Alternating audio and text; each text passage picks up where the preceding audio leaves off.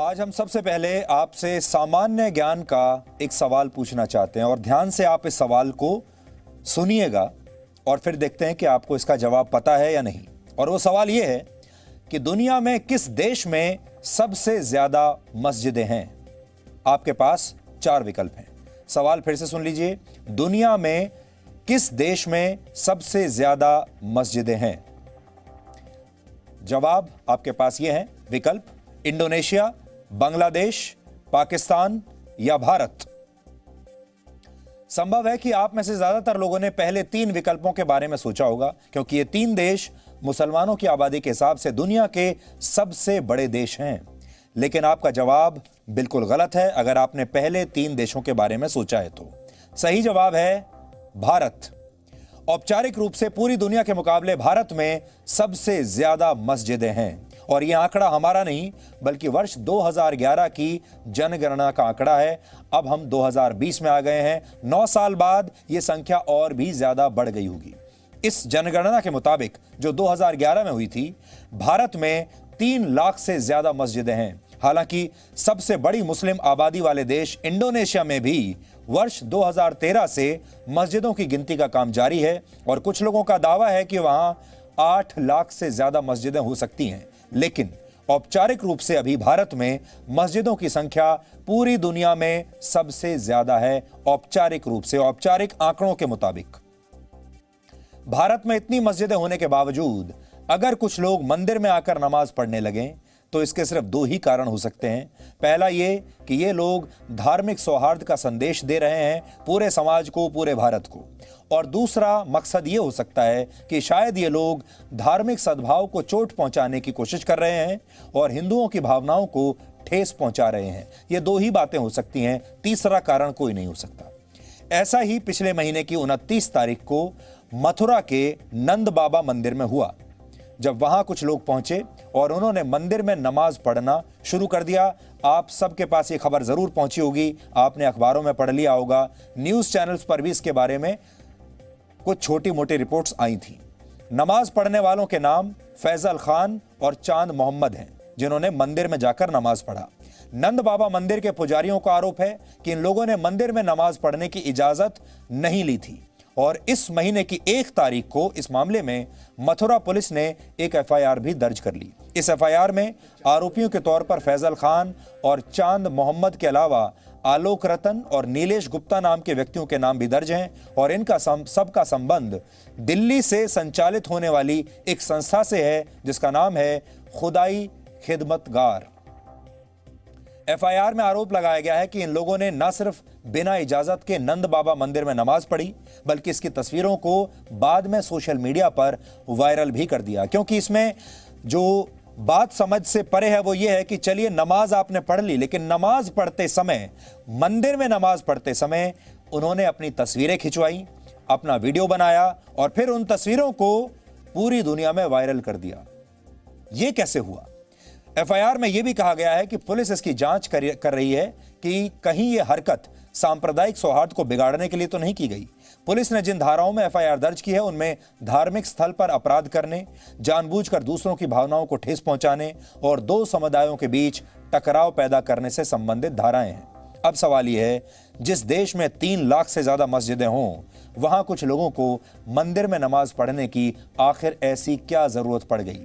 जिन लोगों ने नंद बाबा मंदिर में नमाज पढ़ी उनका कहना है कि उन्होंने मंदिर प्रशासन से इसकी इजाजत ली थी और उनका मकसद दोनों समुदायों के बीच सद्भावना को बढ़ाना था। लेकिन नंद बाबा मंदिर प्रशासन का कहना है कि आरोपियों ने नमाज पढ़ने को लेकर उनसे कोई बात नहीं की थी।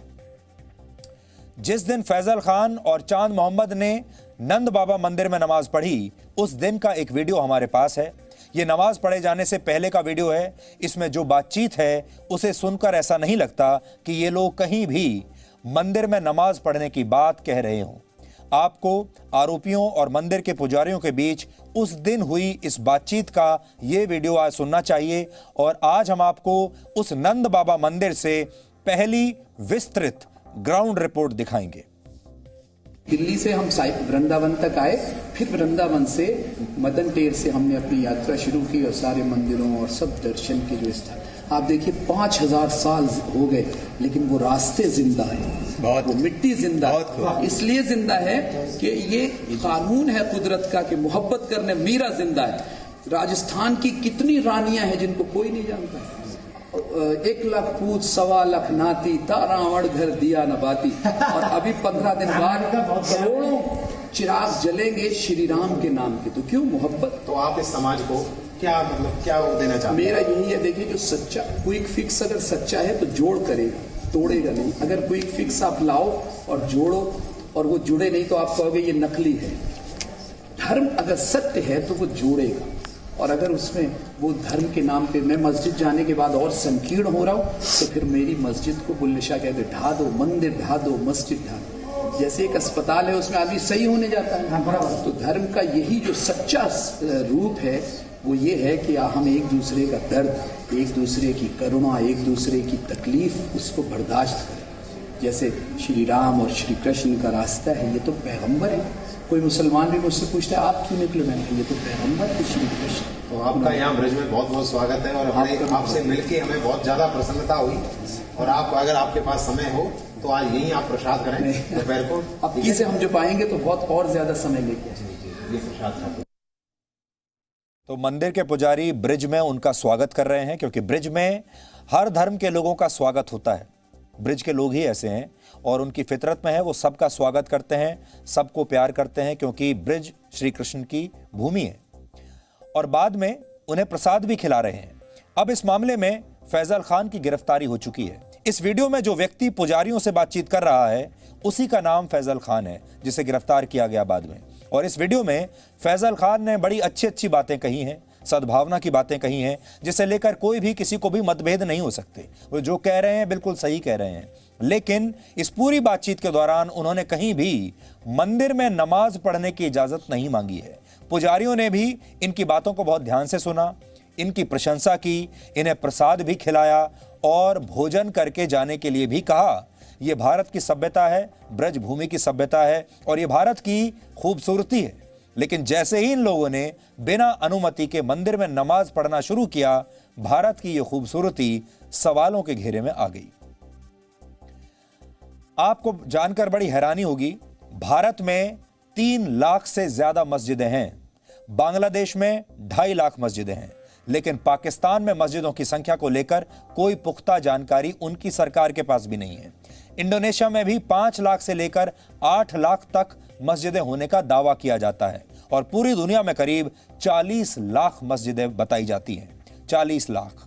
लेकिन आपने कई बार लोगों द्वारा हमारे ही देश में नहीं पूरी दुनिया में सड़कों पर नमाज पढ़ने की तस्वीरें अक्सर देखी होंगी। ऐसी तस्वीरें भारत नहीं पूरी दुनिया से आती हैं, खासकर शुक्रवार के दिन जब बड़ी संख्या में मुसलमान जुम्मे की नमाज पढ़ने के लिए मस्जिदों में पहुंचते हैं तो जगह की कमी की वजह से बहुत सारे लोग सड़कों पर ही नमाज पढ़ने लगते हैं और इस दौरान अक्सर ट्रैफिक को रोकना पड़ता है। कुछ देर के लिए उस सड़क पर लोगों का और वाहनों का आना जाना भी रुक जाता है। कई जगह तो ये मस्जिदों के सामने होता है, लेकिन कई जगह ऐसी भी होती हैं जहां आसपास कोई मस्जिद नहीं है और बहुत सारे लोग ऐसे होते हैं जो जहां जगह मिलती है, जिस सड़क पर जगह मिलती है, जिस पार्क में जगह मिलती है, कोई भी जगह हो, वो वहीं पर नमाज पढ़ना शुरू कर देते हैं। फ्रांस जैसे देशों में सड़कों पर मुसलमानों द्वारा नमाज पढ़ना कई बार फ्रांस के गैर मुसलमानों और मुसलमानों के बीच विवाद का विषय अक्सर बन जाता है। 3 साल पहले जब कुछ मुसलमान पेरिस की सड़कों पर नमाज पढ़ रहे थे, तब स्थानीय लोगों ने उनका विरोध करना शुरू कर दिया और विरोध करने वाले जोर जोर से फ्रांस का राष्ट्रगान गाने लगे। ये तब की तस्वीरें आपको दिखा रहे हैं।